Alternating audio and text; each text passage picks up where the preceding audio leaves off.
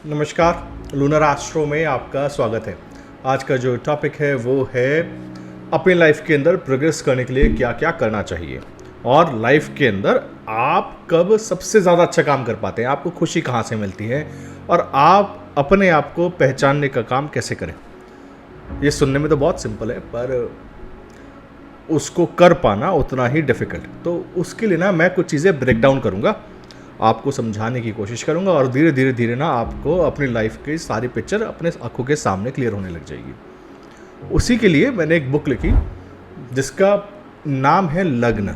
पूरी बुक ही सिर्फ और सिर्फ इस चीज़ के ऊपर है कि आप इस लाइफ के अंदर पर्पस ऑफ लाइफ क्या है, आप क्यों पैदा हुए हैं, आपकी ऊर्जा कहाँ से आती है, आपकी ऊर्जा का क्षय या व्यय कैसे होता है और किस तरीके से एक अच्छे चार्ट में, एक एवरेज चार्ट में, एक सुपर एवरेज चार्ट में क्या डिफरेंस होता है।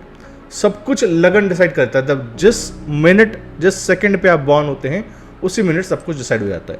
और उसके लिए जो ये बुक है आज गुरु पूर्णिमा दिन रिलीज़ हुई है। आई होप कि जब आप इसको पढ़ेंगे आप लिबरेट महसूस करेंगे, आप खुशी महसूस करेंगे, क्योंकि ये बुक लिखते वक्त मेरे को बहुत खुशी हुई। ये बुक 3 बार प्रिंटिंग में गई, फिर वापस आई, क्योंकि हर बार मेरे को ये लगा कि मैं कुछ और लिख सकता हूँ, मैं कुछ और बता सकता हूँ। और पहली बार समझ में आया कि जब ना ग्रंथ लिखते वक्त कई बार ये क्यों कहा गया कि अभी और लिखना बाकी है, अभी और लिखना बाकी है, क्योंकि हर बार ना आपको एक नया विचार आएगा उसको पढ़ के। तो ये बुक उसी प्रकार का विजडम प्रोवाइड करेगी। इस बुक के अंदर जो प्रैक्टिकल एक्सपीरियंस हैं कंसल्टेशंस के और किस तरीके से वो लिखा गया है वो एक्सप्लेन किया गया है। सो आई होप कि आपको बहुत अच्छा लगे। अच्छा, अभी आज का जो टॉपिक है कि अपने आप को किस तरीके से एम्पावर करें, आप कब सबसे अच्छा परफॉर्म करते हैं। तो ध्यान रखिए क्या होता है कि आपके पैदा होते वक्त 2 काम हुए हैं, आकाश और पृथ्वी मिले हैं, उसी को लगन कहा गया। एक इमेजिनरी पॉइंट को जहाँ पर भी आकाश और पृथ्वी मिले वहाँ पर से आपके सोल ने ट्रांसफ़र लिया है आकाश से पृथ्वी के ऊपर, इसको लगन कहा गया। इसका मतलब आप कहीं से तो आए हैं, आप या तो किसी न किसी लोक से आए हैं, या मंगल से आए हैं, शनि से आए हैं, कोई बृहस्पति के लोक से आया है। और उसके बाद सिंपल सा एग्जांपल देता हूँ। सपोज करो आपके लगन में बृहस्पति है। बहुत सिंपल सी चीज़ है, आपको ना बहुत सारे कफ के इश्यूज होंगे, आपके बॉडी के अंदर कफ का प्रीडोमिनेंटली इशू है। और वो इसलिए है क्योंकि बृहस्पति पे तो हीलियम है और हीलियम बहुत लाइट होती है। और जब कोई इतनी लाइट एयर ब्रीथ करता हो और उसको पृथ्वी पे आना पड़े जहाँ पे इतनी डेंस एयर है, तो डेफिनेटली उसको सांस लेने में तकलीफ होगी, उसको डेफिनेटली कफ के इश्यूज होंगे। तो आप ये सोचिए कि इसके लिए बोला गया कि 16 साल लगते हैं उस एटमॉस्फेयर से इस एटमॉस्फेयर में एडजस्ट करने में। अगर आप सी डाइविंग करते हो या आपने सी डाइवर्स देखे हो, वो क्या करते हैं, वो भी हीलियम ब्रीथ करते हैं पानी के नीचे। और उसमें क्या होता है कि जब नीचे से ऊपर आना होता है तो उसमें 2 टाइप के डाइवर्स होते हैं, air diverse and set diverse. तो सैट डाइवर्स क्या होते हैं, सैट डाइवर्स तो 30 दिन पानी के नीचे कैप्सूल में रहते हैं, या 28 दिन रहते हैं। 28 दिन का रोटेशन होता है, किसी का 15 दिन का रोटेशन होता है। वो चैम्बर में ही रहते हैं और चैम्बर से जब वो ऊपर आते हैं तो उनको डायरेक्टली ऊपर नहीं लाया जाता, उनको डीप्रेशराइज करा जाता है, उनको धीरे धीरे उनके लेवल्स बदले जाते हैं। अगर कोई 50 फीट पे काम कर रहा है उसको 30 फीट पे रोका जाएगा, फिर 20 फीट पे रोका जाएगा। और ये सब इसलिए करा जाता है कि उसका बॉडी अडेप्ट कर जाए। तो सोचो 2 घंटे की डाइव के अंदर इतना एडजस्ट का टाइम लगता है, तो ये तो प्लैनेट चेंज हो रहा है। आप किसी और जगह से किसी और जगह पे आ रहे हो, पृथ्वी पे आ रहे हो, इसके लिए ना आपको टाइम लगता है। इसलिए वो टाइम पीरियड्स हैं 16 साल। जो दशाओं के जो टाइम पीरियड्स हैं ना वो ऐसे नहीं दिए गए। अगर आप जुपिटर किस लिए आना था अपने भारीपन के लिए, वजन के लिए। और इसका जो कैलकुलेशन है कि वो 16 ईयर्स कैसे निकल के आए, वो मैंने वेबसाइट पे ब्लॉग के अंदर सीक्रेट ऑफ महादशाज में बाकायदा लिखा है, सारे प्लैनेट्स का लिखा दिया है। और ये जितने भी फिगर्स एंड फैक्ट्स आए हैं ये सारे के सारे प्लानिटरी कॉन्फ़िगरेशन से निकाले हैं कि उसका डेंसिटी कितना है, उसका मास कितना है, अर्थ पे आएगा तो कितना होगा, कितना टाइम लगेगा एडजस्ट होने में। 16 ईयर्स आता है, यही बृहस्पति की महादशा है। तो सोचा बृहस्पति से आए हो या मंगल से आए हो या सूर्य से आए हो, तो वही तो आपका ओरिजिनल एनर्जी सोर्स है, वही आपका नेचर है। तो अगर आपका नेचर है बृहस्पति टाइप का या सूर्य के टाइप का या मंगल के टाइप का, जहाँ से भी आप आए हो, और वो कर्म आप करना छोड़ दें क्योंकि आपको इस पृथ्वी के आसपास के लोगों ने कहा कि देखो ये काम करो, इसमें बहुत पैसा है, इसमें आपको नाम मिल जाएगा, इसमें ये मिल जाएगा। पर मैंने देखा कि जो लोग का लगन, जिन लोगों का भी लगन ताकतवर होता है, वो ना किसी की सुनते हैं ना समझते हैं, क्योंकि वो क्लियरली उनका जो एंटीना है ना, उनका जो सैटेलाइट है, वो अपने बेस प्लानेट से जुड़ा होता है। उनको पता है मेरे को यही काम करना है। ऐसा कौन सा बच्चा होगा या ऐसा कौन सा व्यक्ति होगा इसको पता है चोरी करना गलत है, मारपीट नहीं करना चाहिए। आप किसी से भी व्यक्ति से पूछिए, हर कोई कहेगा गुस्सा करना गलत बात है, चोरी नहीं करना चाहिए, लड़ाई झगड़ा नहीं करना चाहिए। पर आप गलत आदमी को समझा रहे हो, गलत व्यक्ति को बोल रहे हो, क्योंकि ये जो आपका ट्रू नेचर है, आपका जो दिमाग है ना वो सब जानता है, लेकिन जो दिल है जहाँ से सोल जुड़ा है वो कुछ नहीं जानता। उसका एक ट्रू कोर नेचर है और वो वैसा ही होता है जिस प्लैनेट से आप आए हो, और यही लगन है। ये पूरी की पूरी बुक ना लगन पे है। और इसका एक बहुत प्राइम एग्जांपल देता हूँ। मैं ना जब देख रहा था, ये बुक लिख रहा था, तो एक दिन मैंने सोचा कि सबसे बड़ा चोर कौन हो सकता है, क्योंकि मंगल राहु ना डकैत बनता है कि जो दिन दहाड़े सीना जोरी करके चोरी करे। ऐसा कौन सा व्यक्ति हो सकता है जो डकैती करता है। मेरे दिमाग में आया कि ब्रिटिशर्स से ज़्यादा किसने चोरी करी है, और वो सीने आम हर चीज़ कॉपी करते हैं, बोलते हैं हमारा है, म्यूज़ियम में रख लेते हैं, चोरी करते हैं। और एक टाइम पे तो वो मतलब ये वो कौम है जिसने हाई सीज के अंदर भी चोरी स्टार्ट कर दी थी। तो ना उनकी क्वीन विक्टोरिया का चार्ट देखिए, लगन का मालिक मंगल राहु के साथ 12th हाउस के अंदर ओवरसीज जाके चोरी करनी है, उनका सरदार है। आप सोचिए कि ये इससे ज़्यादा प्राइम एग्जाम्पल क्या मिल सकता है कि लगन किस तरीके से काम करता है। तो मैंने सारे के सारे चार्ट्स ऐसे लिए, जैसे कि माइकल एंजेलो का चार्ट है। माइकल एंजेलो अगर भगवान की मूर्ति बना रहा है या वो उस डिवाइन को रिप्रेजेंट कर रहा है या सिस्टीन चैपल पेंट कर रहा है, तो पता है बृहस्पति होना चाहिए लगन से संबंध, नहीं तो नहीं कर पाएगा। तो उसके ऊपर पूरा एक चैप्टर है, स्कल्प्टर फ्रॉम हेवन। जिन लोगों को पुराने गाने पसंद हैं उनको पता है कि जो एक सिंगर थे मुकेश, उनकी आवाज़ में बहुत दर्द था, तो साटन प्रोमिनेंट होना चाहिए। तो उनके लिए पूरा एक चैप्टर है, सिंगर फ्रॉम साटन, और किस तरीके से पूरा लाइफ अनफोल्ड हुआ। तो ये बुक इसी तरीके से लिखा गया। ये ट्रेडिशनल एस्ट्रोलॉजी बुक नहीं है, और लिखना भी नहीं चाहिए ट्रेडिशनल एस्ट्रोलॉजी बुक, क्योंकि वो जो प्रैक्टिकल एक्सपीरियंस, वो जो गूज बम्प्स, वो जो इमेजिनेशन का फ्लो है, वो बुक अगर आपको ना दे, वो बोरिंग बन जाए इतने इंटरेस्टिंग सब्जेक्ट को, तो वो क्राइम है वो लिखना। तो जितने भी बुक्स, जितने भी चैप्टर्स लिखे गए हैं, वो over a period of time इसी सीक्वेंस, इसी फ्लो के साथ लिखे गए हैं, ताकि लगन से आपका कनेक्शन बना रहे। तो अभी मैं एक चीज़ से बात करता हूँ कि मंगल का लगन हो, एरीज का लगन है, तो बेसिक नेचर है कि व्यक्ति को फाइट करना है, व्यक्ति को कुछ चीज़ स्टार्ट करनी है, क्योंकि बहुत हाई एनर्जी है। यहीं से तो सब कुछ चालू होता है। इट्स लाइक ए ब्लास्ट, कि यहाँ से हर चीज़ की स्टार्टिंग है। हेड स्ट्रांग लोग हैं, क्योंकि यहीं पे तो हेड आता है। अब इसमें राहु आ जाए तो समझ लीजिएगा इट्स लाइक ए मेड्यूसाज हेड, कि 100 सारे बंदे के अब, और हर जगह आके ट्राई करना है, कोई कॉन्क्रीट गोल नहीं है।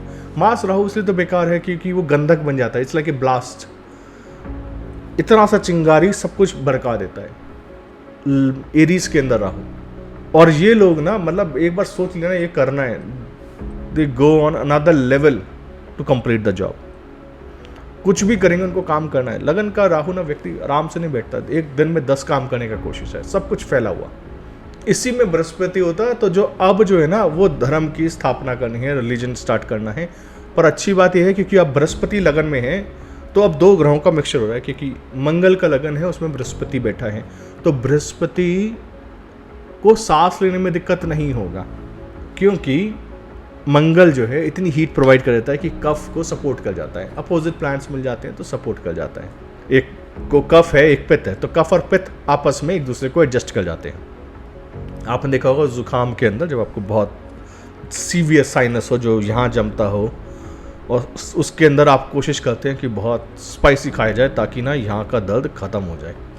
अब इसके मंगल के अपोजिट क्या है, लिब्रा है, जिसको बोला गया मारक है। तो मारक कैसे काम करता है कि एक व्यक्ति है जिसको बोला जाए, उसके ऊपर शुक्र की दशा आ जाए, एरीज असेंडेंट है, शुक्र की दशा आ जाए, और इस दशा में उसको बोला जाए देखो आपको ना सबको साथ लेके चलना है, सबकी बात सुननी है, एक बैलेंस बनाना है, ठंडा रहना है। अब यही तो मारक है, क्योंकि उसका नेचर ही नहीं, बंदे का नेचर ही ऐसा नहीं है कि मैं किसी की बात सुनूं, मैं सबको साथ लेके चलूं। इसलिए मंगल के लिए शुक्र की दशा मारक आ गई। अच्छा, इसके अंदर अगर बृहस्पति आ जाए या शुक्र के अंदर कोई और ऐसी दशा आ जाए जो 6, 8, 12 में बैठा हुआ ग्रह हो, तो वो मार्केश बन जाता है। 7th हाउस में बैठा हुआ ग्रह या 7th हाउस का मालिक जब 6, 8, 12 के से मिल जाता है, तो शुक्र में बुध की दशा एरीज के लिए खराब है। यही लघु पराशरी का सार है, यही लघु पराशरी टाइमिंग के लिए और भवाल रत्नाकर आपके योग के लिए, ये 2 बुक्स को हमेशा पढ़ना है। भवाल रत्नाकर का सार यही है ना कि शुक्र में बुध, हर असेंडेंट के लिए आपको अच्छे और बुरे योग दोनों मिल जाएंगे। अच्छा, इसके अंदर अच्छी दशाएं कौन सी है? सूर्य की, क्योंकि मंगल जो है ना उसको सूर्य कंट्रोल करता है। तो सूर्य की दशा के अंदर व्यक्ति को कोई ऐसा व्यक्ति मिल जाएगा जो उसकी एनर्जी को ढंग से यूटिलाइज करवा लेगा। तो अगर मंगल खराब है, मतलब मंगल एरीज में राहु बैठा है, तो उस दशा के अंदर क्या, उस सिचुएशन में क्या करना है कि सूर्य का हेल्प लेना है कि चलो मैं खुद नहीं कर सकता तो सूर्य के थ्रू हो जाए। आपको कोई ऐसा व्यक्ति मिल जाए जो आपको सद्बुद्धि देता रहे, लगातार आपको गाइड करता रहे। सूर्य भी खराब है तो 9th हाउस में बृहस्पति है, बृहस्पति की आपको अच्छा वो मिल जाए, समझदारी मिल जाए, तो ये दोनों चीज़ें आप कर सकते हो। पर लेट सपोज कि ना अभी तीनों के तीनों आपका मार्स ही 8th हाउस के अंदर बैठ गया, लगन के अंदर का मालिक 8वें घर में बैठ गया। अब क्या है कि अब आपके लगन की जो एनर्जी है ना वो 8वें घर से डिराइव आउट हो रही है। अब आपको ये लग रहा है कि मैं यहाँ आया तो यहाँ मंगल से हूँ, पर ना मेरे को अब जल्दी जाना है, मेरे को हर चीज़ को ना क्विकली ख़त्म करना है, हर चीज़ सीक्रेटली ख़त्म करना है। अब 8वें घर की ऊर्जा को ठीक ठाक करने के लिए और उसको बचाने के लिए आप क्या करेंगे? आप ना केतु का हेल्प लेंगे। लगन का मालिक सबसे ज़्यादा शुभ है क्योंकि वो केंद्र और त्रिकोण बहुत है। देखो केंद्र क्या है ना, केंद्र फिजिकल मैनिफेस्टेशन है कि आपको क्या क्या मिलेगा, फिजिकली क्या क्या मिलेगा। त्रिकोण है कि आपको पुण्य क्या है, पाप क्या है, वो आपके जितने भी मैनिफेस्टेशन आप कर सकते हो ना, जो आप जितना भी नॉन टेंजिबल आइटम्स हैं जो आप जिनसे वो खुशी मिलती है, वो आपके त्रिकोण है। तभी केंद्र और त्रिकोण का जो संबंध है 1, 4, 7, 10 का और 5 और 9 का जो कॉम्बिनेशन है वो आपको खुशी में देता है। क्यों देता है? क्योंकि ना एक चीज़ है, जैसे आप अपने कार ली, वो आपको खुशी देगी या नहीं देगी ये डिपेंड करता है, या आप उसको भोग पाओगे या नहीं भोग पाओगे, इस बात पे डिपेंड करता है क्या उसका संबंध 5 और 9 से या 1 से हो रहा है। और अगर नहीं हो रहा ना तो आप उसको भोग नहीं पाओगे, मतलब आप लोगे पर खुशी नहीं पैदा करेगी वो। आप कई बार घर लेते हैं, खुशी पैदा नहीं करता। क्यों? क्योंकि 4थे घर का संबंध 9वें घर से या 5वें घर से या लगन से नहीं हो रहा होता। बहुत सिंपल है। 4th का संबंध 6ठे घर से हो रहा है, 4th लॉर्ड का संबंध 6ठे घर से हो रहा है। आप गाड़ी ले भी लोगे, आपको ना वो आपके लड़ाई झगड़े का, बीमारी का कारण ही बनेगी, खुशी नहीं देगी। वाहन का आपको सुख नहीं है या कम है, ठीक है। ये 4th का 6th में, 8th में, 12 में इफेक्ट है। आप ले भी लोगे तो थोड़े दिन चलाओगे, फिर वो सस्ते दामों पे किसी और को बेचोगे क्योंकि आप भोग नहीं पाओगे उसको। या 4th या शुक्र कंबस्ट जो चार्ट के अंदर, तभी व्यक्ति गाड़ी लेता है, थोड़े दिन चलाता है, फिर वो किसी को बेचनी पड़ती है। इसलिए बेटर है जब भी शुक्र कंबस्टेड हो सेकेंड हैंड कार ले ली जाए या सेकेंड हैंड बाइक ले ली जाए, वो ज़्यादा बेटर है। केंद्र और त्रिकोण का संबंध ही खुशी देता है। अब पर मान लीजिए केंद्र जो इसको सबसे इंपॉर्टेंट केंद्र है और त्रिकोण है वो है लगन, क्योंकि इसमें क्या है ना, आपके पास दोनों एनर्जीज हैं। आपके पास फिजिकल मैनिफेस्टेशन भी है, आपके पास पुण्य भी है, दोनों को मिलता है तो खुशी होती है। अगर एक कॉम्बिनेशन बताया गया, केंद्राधिपति दोष है। केंद्राधिपति दोष क्या है कि बेनिफिट्स जो हैं, अगर दो केंद्र हाउसेज ओन कर लें और केंद्र का मालिक केंद्र में बैठ जाए तो केंद्राधिपति दोष आ जाता है। और ये 3-6 जो ये ड्यूअल साइंस वाले हैं उनके लिए ज़्यादा एप्लीकेबल होता है। मैलेफिक्स ट्राइन्स यूज़ कर ले। अब इसके अंदर बहुत सारा एक्सप्लेनेशन है, पर उसका एक बेसिक चीज़ मैं आपको समझाता हूँ कि वो मैनिफेस्ट इस तरीके से होता है कि आप ना, जो व्यक्ति आपको खुशी दे सकता है उससे आप फिजिकल चीज़ों की मांग कर रहे हैं। मतलब गुरु आपके सामने आ जाएं और आप उनसे बोले मेरे को ना सोने के सिक्के दे दो, आप गलत आदमी से गलत चीज़ मांग रहे हो। मिल भी जाएंगे ना तो वो आपको खुशी नहीं देंगे, आपको मांगना कुछ और चाहिए था। बस यही केंद्राधिपति दोष एक लाइन में है। जो मैं आपको एक लाइन में समझा रहा हूँ ना, ये आपको बहुत सारी कंसल्टेशंस के बाद समझ में आएगा शायद कि ये जो केंद्र के अंदर बेनिफिक्स क्यों अच्छे नहीं हैं, या जो ट्राइन्स में मैलेफिक्स अच्छे क्यों नहीं होते। कोई चीज़ है जो आपको फिजिकल चीज़ देने से, प्रॉपर्टी है आपको फिजिकली चाहिए, आप उसको बोलो मेरे को ताकत दे दो मैं ताकि मैं लड़ पाऊँ मंगल से, गलत चीज़ मांग रहे हो। प्रॉपर्टी मांगना चाहिए था क्योंकि वो उसका मूल है, वहीं से आपको चीज़ मिलनी चाहिए थी। ये केंद्राधिपति दोष का मैनिफेस्टेशन है, पर लगन पे रहते हैं। तो लगन के अंदर 2 नंबर का लगन उदय हो, शुक्र का लगन है, ऐसे व्यक्ति के लिए मारक क्या है, सामने उसके बैठा है मंगल, स्कॉर्पियन साइन है, तो वो उसके लिए मारक है। मार्केश बनेगा अगर बृहस्पति में मिल जाए तो मंगल में बृहस्पति की दशा, बृहस्पति में मंगल की दशा। ऐसे व्यक्तियों को क्योंकि 7वें और 8वें घर मिल रहा है और इसमें स्कॉर्पियो सजिटेरियस के मालिक मिल रहे हैं, ऐसे व्यक्तियों को प्रखाण पंडित तांत्रिक क्रियाओं से बहुत दूर रहना चाहिए। रिचुअल्स से, ऐसे रिचुअल से जो किसी को तंत्र के अंदर धकेलते हों या उसके आसपास की भी हों, बहुत दूर रहना चाहिए। क्यों? क्योंकि देखो स्कॉर्पियो का साइन है, ऐसी चीज़ है जो कि तंत्र को प्रमोट करती है, या कुछ भी हिडन है, कुछ भी हिडन नॉलेज है, और उसमें सजिटेरियस मिल जाए जो कि एक रिचुअल्स की साइन है, जो कि वॉर का साइन है। अब ये दोनों जब मिल जाएंगे ना, इन दोनों की दशा आएगी, बृहस्पति में मंगल, मंगल में बृहस्पति, आप देखना व्यक्ति ना रिचुअल्स करना स्टार्ट कर देता है ज़रूरत से ज़्यादा, वो इतना बिजी हो जाता है। और यही उसके मारक का, क्योंकि उसकी ऊर्जा नहीं है इन दोनों की, उसकी ऊर्जा किसकी है? शुक्र की। रिलेशनशिप्स, उसके रिलेशनशिप्स खराब होते चले जाते हैं सबके साथ। जितना ज़्यादा ऐसी क्रियाओं में, उपाय में, और मतलब वो उपाय होते हैं ना कि 43 दिन ये दबाइए, यहाँ पे हवन करवा लीजिए, ये मतलब जो इतने भी, वो लाइन क्रॉस जैसे ही होता है ना, रिलेशन से 0 है टॉरस असेंडेंट के लिए। जेमिनी के लिए मारक क्या है? जेमिनी के लिए मारक है, सामने बैठा है बृहस्पति का साइन है और दूसरा शनि है। तो अब ये देखो, जितने भी जेमिनी असेंडेंट वाले हैं, जब वो ऐसा कोई बिजनेस स्टार्ट करते हैं जिसमें धर्म इन्वॉल्व है, और वो कब स्टार्ट होगा? सैटर्न में जुपिटर दशा है, जुपिटर में सैटर्न दशा, ये मार्केश बन जाएगी। और क्यों ये व्यक्ति का पतन का कारण बनेगा? क्योंकि जेमिनी का काम क्या था? इधर से इंफॉर्मेशन लेना है, उधर देना है। एक ब्रिज बना हुआ था, कुछ सीखना है, जल्दी से सीखना है, आधा ही सीखना है, चाहे उधर दे देना है, कुछ पास नहीं रखना जोड़ के।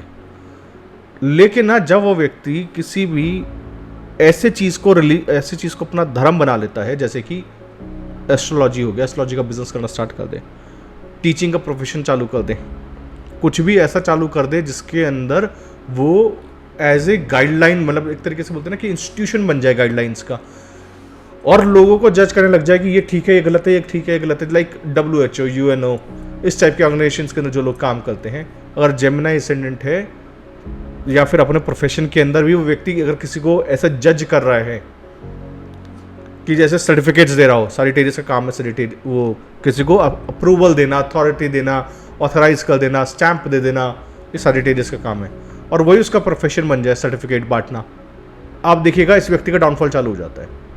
ये जेमिनी का असेंडेंट के लिए मारक मार्केश है। कैंसर है, कैंसर वाले व्यक्ति के सामने बैठा है शनि और अष्टम में बैठा है राहु। तो जब भी ऐसा व्यक्ति को प्रोफेशन के अंदर, कैंसर का काम क्या है? इमोशंस देना। देखिए जेमिनी था, इंटेलेक्ट था, कि वो व्यक्ति ना बहुत छोटी छोटी चीज़ें अपनी लाइफ के अंदर करेगा, बहुत छोटा छोटा काम करेगा। छोटा इन द सेंस कि एक बुक लिख लिया, क्विकली बुक लिख लिया, न्यूज़पेपर के अंदर आर्टिकल्स लिख लिए। लेकिन कैंसर जो है ना, वो इंटेलेक्ट नहीं है, वो इमोशनल इंटेलिजेंस है।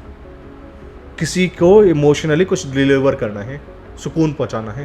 पर कैंसर वाला व्यक्ति खराब होने लग जाता है या उसको ट्रबल आने लग जाता है जब वो सैटर्न की तरह बन जाता है, कि वो व्यक्ति ड्राई, एक्सट्रीमली ड्राई हो जाए, और ड्राई होने के बाद फिर वो ना ग्रुप्स बनाना चालू कर दे बहुत बड़े बड़े, कि मैं ग्रुप को हेड करूंगा, क्योंकि यही सैटर्न राहु का कॉम्बिनेशन है कि मैं ये काम करते हैं, हम ऑर्गेनाइजेशन बनाते हैं या हम एक संस्था बनाते हैं, हम पोर्टफोलियो क्या बोलते हैं उसको, जो कोई ट्रस्ट चलाते हैं और लोगों का भला करते हैं। जिस दिन ये करना स्टार्ट कर दिया, डाउनफॉल स्टार्ट हो जाएगा। इसलिए कैंसर वाले व्यक्ति को भूल कर भी कोई ट्रस्ट, कोई ऑर्गेनाइजेशन के न पद लेना है, न देना है। ज़्यादातर ये राहु का अंतर्दशा होता है या शनि का अंतर्दशा होता है जब ऐसे काम चालू होते हैं। आप देख लीजिए कितने चार्ट्स के अंदर मैंने प्रेडिक्ट करा कि आपने ना इस दशा के अंदर कोई संस्था ज्वाइन करी होगी या संस्था चालू करी होगी, उसके बाद आपको डाउनफॉल होगा। एग्जैक्टली वो संस्था ना फलती है ना चलती है, वो गले का फंदा बन जाती है। मार्केश है वो, मन नहीं करना ही नहीं है ज़िंदगी के अंदर। किसी बड़े ग्रुप का पार्ट, कोई पॉलिटिकल पार्टी का पार्ट बनना ही नहीं है, चाहिए ही नहीं। जब भी ऐसा कुछ होगा तब देख लीजिएगा व्यक्ति का डाउनफॉल होता है। लियो असेंडेंट के लिए एक्वेरियस का और पाइसिस का साइन, मतलब कि हम बहुत बड़े ग्रुप को फिलॉसफिकली मैनेज करेंगे। एक राजा का साइन जो कि रॉयल हरकतें हों और वो मैनिपुलेशन गेम्स चालू कर दें, वो फिलॉसफिकल नॉलेज देने लग जाए। एक राजा अगर फिलॉसफिकल नॉलेज लेने लग जाएगा, इट मीन्स वो मैनेज नहीं कर रहा, वो माइंड गेम्स खेल रहा है। तो लियो के साइन के लिए ये एक्वेरियस और पाइसिस मार्केश बन जाते हैं। इसलिए राहु शनि की दशा, या सॉरी राहु बृहस्पति की दशा लियो के लिए खराब जाती है। और ऐसी दशा के अंदर वो व्यक्ति ऐसे ही ज्ञान वाले काम कर रहा होता है। वर्गो असेंडेंट पाइसिस के अंदर, पाइसिस 7th हाउस है और एरीज 8th हाउस है। तो जुपिटर में मार्स या मार्स में जुपिटर दशा हो क्या रहा है। वर्गो का काम है हीलिंग करना, कॉम्प्लेक्स टास्क हैंडल करना। कॉम्प्लेक्स टास्क मतलब कि पेपर वर्क है किसी केस से रिलेटेड, किसी को हील करना है तो उसका कॉम्प्लिकेशन है। उसके लिए जितने भी ऐसे काम है ना जिसके अंदर एक टांग पे खड़े होकर जिसको षड्यंत्र रचना पड़ता है, वो छठा घर है। ऐसे लोग जिनका ब्रेन कॉन्टिन्यूसली ये सोचता है कि अगर ये करूँगा तो फिर ये होगा, उसका एक्शन ये होगा, रिएक्शन ये होगा, they are over analysers, super analysers. वो छठा घर है कि पेपर के अंदर ना, पेपर पढ़ के उसके अंदर कहाँ पर कौन सी गलती है एक बारी में एक नज़र में बता देते हैं। That's Virgo for you. Extremely brilliant, extremely over analysing people. जब वो 6 नंबर वाले लोग ये चालू कर दें कि लोगों को माफ़ कर देते हैं, समझौता करवा लेते हैं, पीस ट्रीटी करवाते हैं, और ना पीस ट्रीटी करवा के कुछ लोग आगे बढ़ते हैं, नया काम चालू करते हैं, गुस्सा करने लग जाते हैं। जब वर्गों को गुस्सा आना नहीं चाहिए, वकील को गुस्सा नहीं आना चाहिए, डॉक्टर्स को गुस्सा नहीं आना चाहिए। Aries is not for them. Experiment करने लग जाएं कुछ नया वो। और ये कौन सी दशा में होगा? बृहस्पति में मंगल, मंगल में बृहस्पति। यही उनके लिए। आप क्या कर रहे हो ना, आप अपनी मुंह जो बेस एनर्जी है ना, बेस एनर्जी वर्गो है, उससे दूर नहीं भाग सकते। जिस दिन आपने बेस एनर्जी छोड़ दी उस दिन आप बदल जाए। उस दिन आपको ना, आप धीरे धीरे धीरे आप मरने लग जाते हो। आप एक दिन में नहीं मरते, प्रोसेस है हर दिन। आप जितना अपनी ऊर्जा से दूर होते चले जाते हो उतने आप डिप्रेस होते चले जाते हो, उतनी आपकी खुशी कम पैदा होती है। तो उतना ही ना आपको यही नहीं पता मेरे को ज़िंदगी में करना क्या है। जो लोग लॉस्ट होते हैं ना, उनका लगन कंफ्यूज होता है, क्योंकि ना वो अपने आप से डिस्कनेक्टेड होते हैं। किसी और से तो क्या डिस्कनेक्ट होना है, अपने आप को ही नहीं पता होता उनको हमको करना क्या है। लिब्रा के लिए अब एग्जैक्ट अपोजिट है। देखो लिब्रा के लिए हमने 6 एसेंडेंट्स कवर करे, बाकी 6 का इससे एग्जैक्ट अपोजिट है जो कि हमने अभी तक करते हुए आए। तो आपको कॉन्सेप्ट समझ में आया ना कि हम लोग क्या कर रहे हैं। कि लिब्रा के लिए क्या होगा कि वो व्यक्ति को डाउनफॉल तब आएगा जब वो कहेगा कि मैं अपने लिए काम करूँगा सिर्फ, अब मैं ये मीडिएशन वाले काम, सबका ध्यान रखना, बैलेंस लेके चलना बस की नहीं है। और इसके अपोजिट आप जितनी भी अपने 6 एसेंडेंट्स करें उसका अपोजिट कर लीजिए, जो जो उसको करना चाहिए था नहीं करा था। यही ना कहानी है मारक और मार्केश की। और इस दशा के अंदर ये सिम्टम्स आते हैं। और ये ना मैं आपको प्रैक्टिकल एक्सपीरियंस से बता रहा हूँ। देखो ये ना बुक नहीं सिखा सकती, बुक आपको बता देगी ये मारक है, मार्केश है। प्रैक्टिकल रीडिंग में ये होता है, ये उस व्यक्ति की हरकतें होती हैं और उसको कैसे ठीक करना है अब आपको पता है। 12 के 12 एसेंडेंट्स के लिए पता है और यही करवाना होता है। अब इसके अंदर ना परम्यूटेशंस, कॉम्बिनेशंस बदलेंगे, पर ये बेस लाइन है, इसको भूलना नहीं है। तो जब आप लगन की ये बुक पढ़ेंगे, इसके अंदर आपको बहुत सारे ऐसे चैप्टर्स मिलेंगे, जैसे कि आपको कहाँ रहना चाहिए। अगर आपको बृहस्पति आपके चार्ट में बहुत अच्छा है और ऐसी जगह पे कि आपके लगन से संबंध रखता है और अच्छे मतलब अच्छे घर का मालिक होकर संबंध रखता है। आप किसी तीर्थ स्थान पे जाके रहिए या तीर्थ स्थान के पास रहिए, आपको ना ऑटोमेटिकली लाइफ जो है अपग्रेड हो जाएगा। क्यों हो जाएगा? क्योंकि आप तीर्थ स्थान में रह रहे हैं, बृहस्पति आपके लगन का मालिक है और अच्छी तरीके से बैठा है, या किसी अच्छे घर का मालिक है, लगन में बैठा है।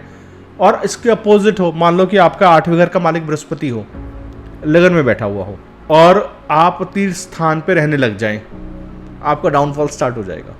तो देखो, ये जो कॉन्सेप्ट है ना, ये आपको रीडिंग के बाद समझ में आएगा। तो ये इस बुक के अंदर है। इसी तरीके से ये आइडेंटिफाई करना कि आपका असली लगन कौन सा है। लाइक बीपीएचएस में तो क्लियर श्लोक है कि लगन चंद्र और सूर्य में से जो ज़्यादा ताकतवर हो उसको लगन मानिए। क्योंकि हम क्या पढ़ रहे हैं? हम ये पढ़ रहे हैं कि जहाँ पर ज़्यादा लाइट है वहीं से हमारा जन्म हुआ है। हम तो इफेक्ट ऑफ लाइट पढ़ रहे हैं ना। अगर आप फिजिक्स की बात करो, हम बेसिकली लाइट्स पढ़ रहे हैं यहाँ पे कि लाइट का इफेक्ट क्या है ज़िंदगी के अंदर।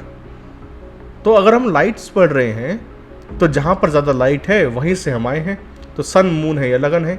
अब अगर आप स्टीव जॉब्स का चार्ट लेंगे, उसके अंदर सन को लगन बनाना है, और सन को लगन बनाएंगे तो उसमें दिखेगा सन सैटर्न साइंस में है। आप स्टीव जॉब्स को याद कीजिए और सोचिए कि सन लगन में है, सैटर्न साइन में है। ऐसा व्यक्ति कौन होता है? तो रॉयल्टी फ्रॉम सैटर्न, शनि से ही तो आया है कोई व्यक्ति। सन लगन में बैठा है लेकिन शनि के साइन में बैठा है, तो रॉयल्टी फ्रॉम सैटर्न मैंने उनके चार्ट को नाम दिया। हर चार्ट को ऐसे ही कोई ना कोई नाम दिया है जो उस चार्ट का थीम है। क्या पहन के रखते थे? ब्लू कलर का या ब्लैक कलर का टर्टल नेक यहाँ तक कवर्ड और ब्लू जीन्स, यही ड्रेस था पूरी लाइफ के अंदर।